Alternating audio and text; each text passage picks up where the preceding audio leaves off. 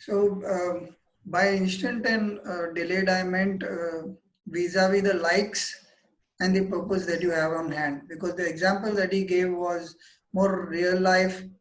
Well, virtual life is also part of our real lives today. But I'm saying in terms of when you're running a business out there, you have a certain idea about how you want to go about doing things and meeting people and engaging with them. You will have some setbacks at some point.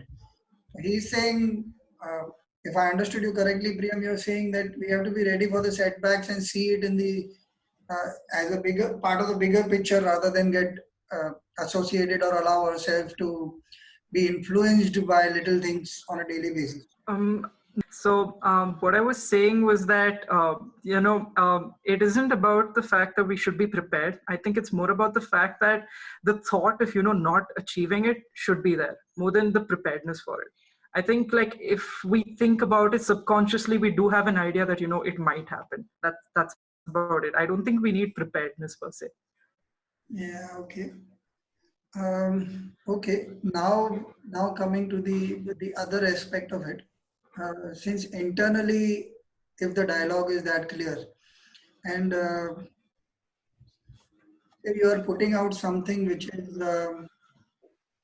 is very close to your persona, which is close to you as a person, you've invested a lot of it. Let us continue the example that you gave. Suppose it's like a business that I've invested everything in. I have put in my talent, I have put in my money. You are trying to say that real world and the virtual world have the same set of challenges in a way that it might work, it might not work.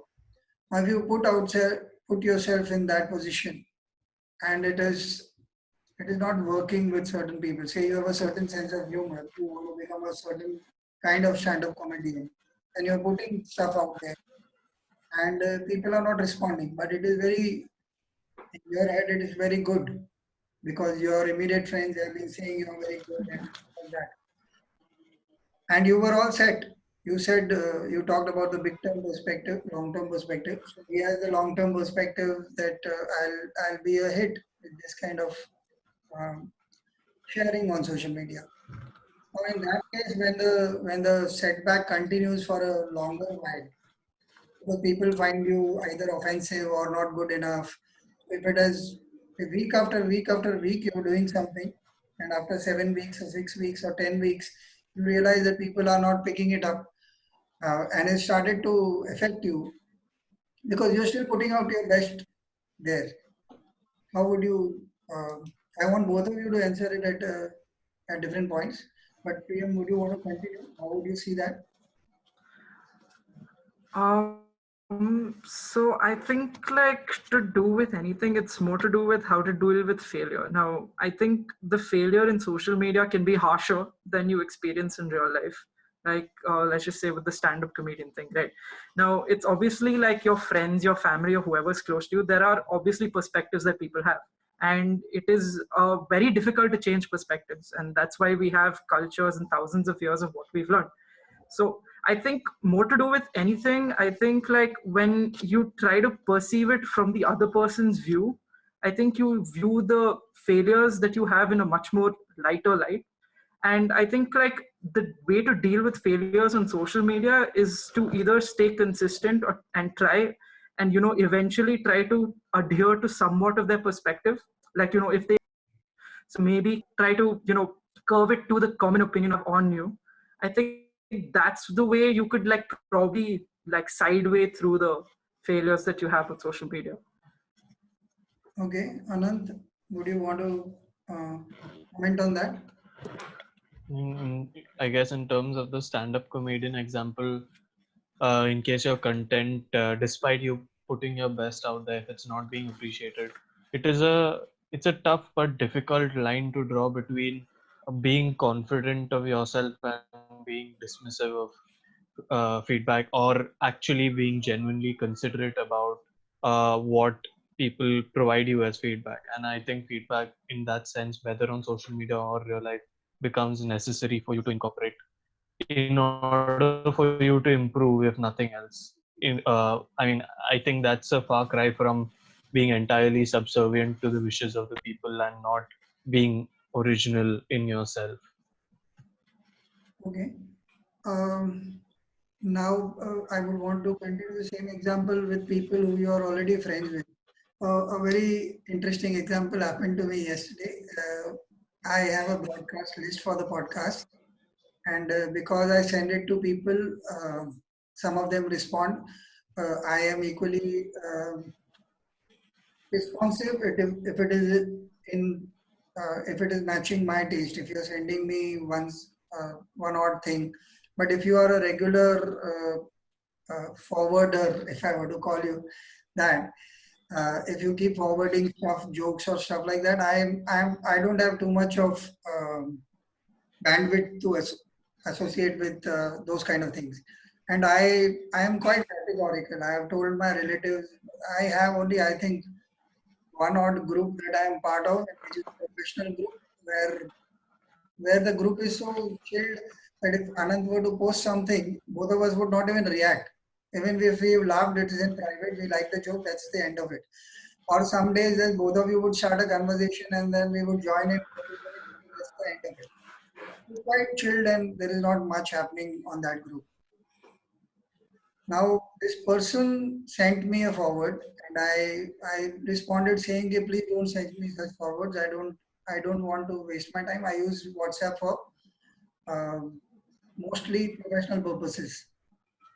But he insisted, and then I said, "Okay, don't." He said, "You need to enlarge your bandwidth," and I said, "Yeah, it's fine, but I do not."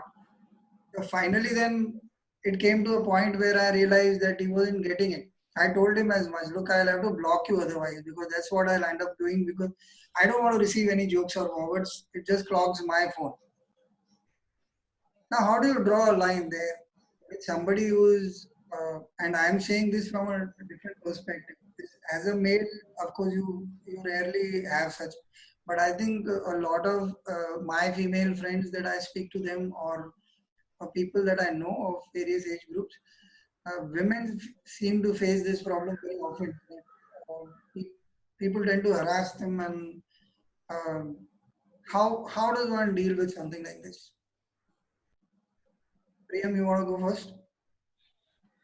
I think more to do with anything, the way to deal with it, and some of the responsibility lies with the social media, like the chat or let's say WhatsApp in general. Like they should have the freedom or the allowance for the person whoever's using it to like either curve it or block it, which I think most social media like companies right now are doing. And more to do with anything, I think even in real life, I think social media is like a real good reflection of people's true self. Now let's just say if people are harassing that person despite that person saying no and so on, I don't think there's a lot you can do to change the person. I think what you can do is just try to step away from it. Now, I can put it in a real life perspective. Like, let's just say you're driving in India and suddenly you hit somebody with the car. Now, one of two things can happen, right? Either the person is very passive and understands, and then you just take down each other's numbers and you can share your insurance details, so on and so forth later. Or the second one is where they go violent, go berserk, and start fighting on the road.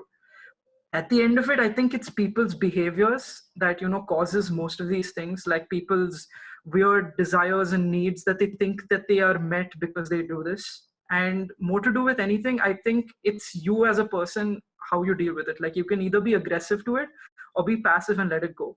But yes, if it does go beyond a certain point, I think our like a community as a whole has come forward with solutions towards it, like the cyber crime police and everything. So I think in all totality, the safety part as well as the harassment part is going to be a part and parcel of like many other things are, because of the fact that most of our world right now is online. So at the end of it, whatever we face in real life, the inconveniences that we face in real life somewhat translate roughly into online social media.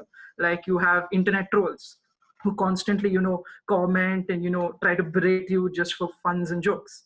It's the same as one of these Indian aunties that you find in communities who continuously whisper into each other's ears, passing comments. I think like social media is just a representation of our society as a whole, and there are some, we just have to pick and choose what we want. You can go either way with whatever you want. You can either be passive or you can either be aggressive. Okay. Anand, how would you deal with um, understanding this aspect of somebody intruding your personal space, if I were to call it that? Yeah, since we did broach the topic of harassment, it becomes necessary to recognize harassment as distinct from the silly WhatsApp messages or spam forwards that we spoke of earlier, and it becomes necessary to take substantial steps towards stopping this form of harassment.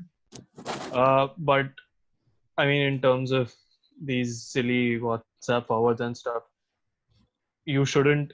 I mean, a valuable lesson I've learned from life is you should choose your battles wisely. I think a Hindi proverb is "Hathi chale bazar, kutte bhauke hazar."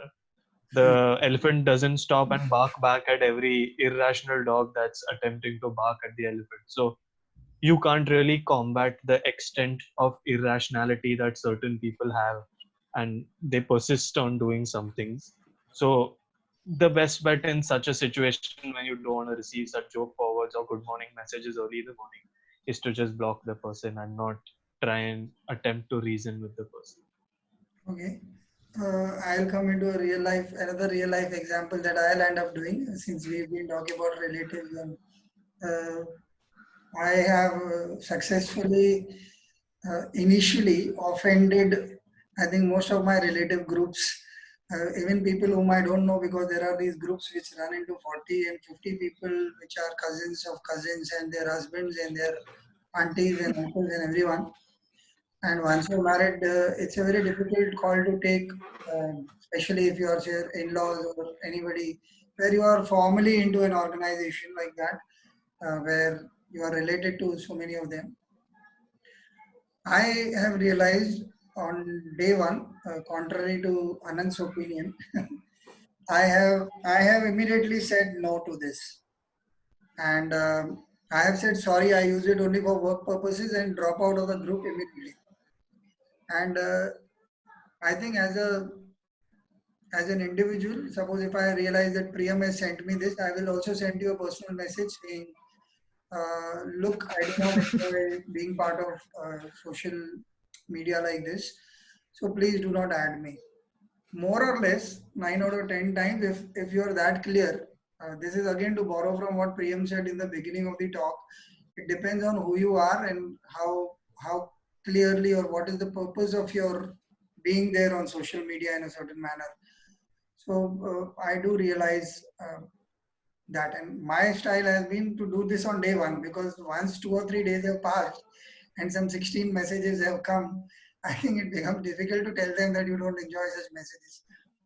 Um, and yet also, I want to bring up an aspect on which I want you guys to talk. I still manage to have good relationships with all of them. If they call me or if I call them, I do not refer to the group as a whole. I treat each individual who's talking to me, who wants to talk to me, or if I want to talk to them, as an individual. So I do manage my relationships well.